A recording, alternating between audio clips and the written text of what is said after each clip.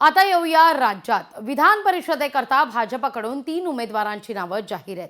भाजपकडून विधान परिषदेवर तिघांना संधी देण्यात येते।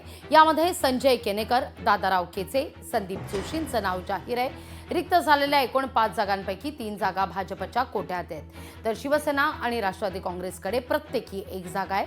उद्या उमेदवारी अर्ज दाखल करण्याचा शेवटचा दिवस आहे। भारतीय जनता पार्टीने माझ्यासारख्या सर्वसाधारण कार्यकर्त्याला, सर्वसाधारण समाजातील व्यक्तीला आज जी संधी दिली, संधी नव्हे तर जबाबदारी दिली, त्या जबाबदारीचा हा माझा सन्मानच आहे। आणि त्यामुळं खऱ्या अर्थानं महाराष्ट्राचं नेतृत्व माननीय मुख्यमंत्री देवेंद्रजी फडणवीस, तसेच महाराष्ट्राचे अध्यक्ष चंद्रशेखर बावनकुळेजी, महाराष्ट्राचे कार्यकारी अध्यक्ष रवींद्र चव्हाणजी यांचं खूप खूप आभार व्यक्त करतो, धन्यवाद मानतो।